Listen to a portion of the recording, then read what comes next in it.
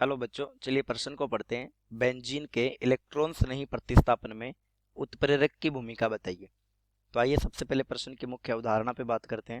मुख्य अवधारणा में हम जानेंगे उत्प्रेरक के बारे में। उत्प्रेरक वे स्पीसी जिनमें स्वयं में यानी खुद के अंदर कोई बदलाव नहीं होता, कोई बदलाव प्रेरक कहलाते हैं। प्रेरक अभिक्रिया की क्रियाशीलता को बढ़ाते हैं। आइए इलेक्ट्रॉन स्नेही प्रतिस्थापन अभिक्रिया में उत्प्रेरक की भूमिका समझते हैं। इलेक्ट्रॉन स्नेही प्रतिस्थापन अभिक्रिया में उत्प्रेरक की भूमिका, क्रिया में प्रेरक की। तो सबसे पहले तो ये जानते हैं कि इलेक्ट्रॉन स्नेही प्रतिस्थापन अभिक्रिया में उत्प्रेरक कौन से प्रयुक्त होते हैं। कुछ लुईस अम्ल जैसे AlCl3 निर्जल प्रयुक्त करते हैं।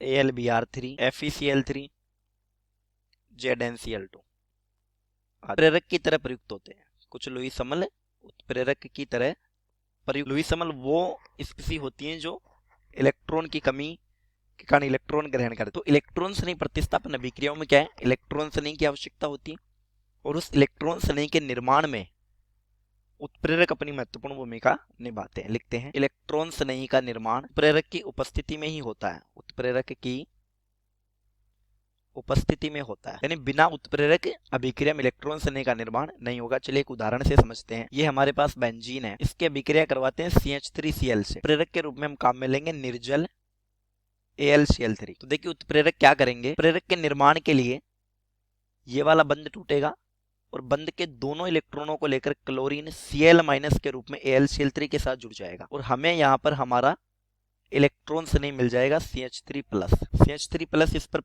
धनावेश है, मतलब इसको इलेक्ट्रॉन की जरूरत है और इलेक्ट्रॉन स्नेही को इलेक्ट्रॉन चाहिए, तो हमें इलेक्ट्रॉन स्नेही मिल गया। क्लोरीन माइनस AlCl3 के साथ जुड़ जाता है और यहाँ पर बन जाता है AlCl4-।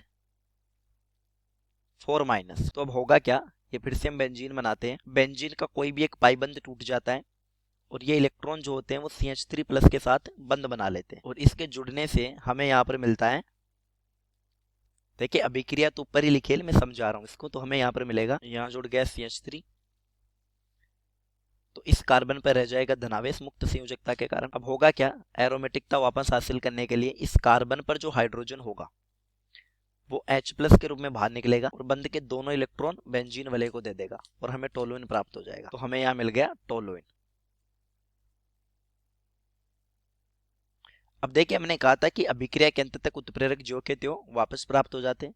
मुख्यतः हम उत्प्रेरक को समझ रहे थे। तो जो निष्कासित H+ था और यहाँ पर था AlCl4-, से वापस क्लोरीन माइनस मिल जाता है और AlCl3। अब ये क्लोरीन माइनस और H+ आपस में जुड़कर HCl का निर्माण कर लेते हैं। प्रेरक हमें जो का त्यों वापस प्राप्त हो जाता है। प्रेरक अंत तक पूर्व अवस्था में आ जाते हैं। तो हमने उत्प्रेरक की उपस्थिति को समझा, अनिवार्यता को समझा। उम्मीद करता हूँ प्रश्न समझ आया होगा। धन्यवाद।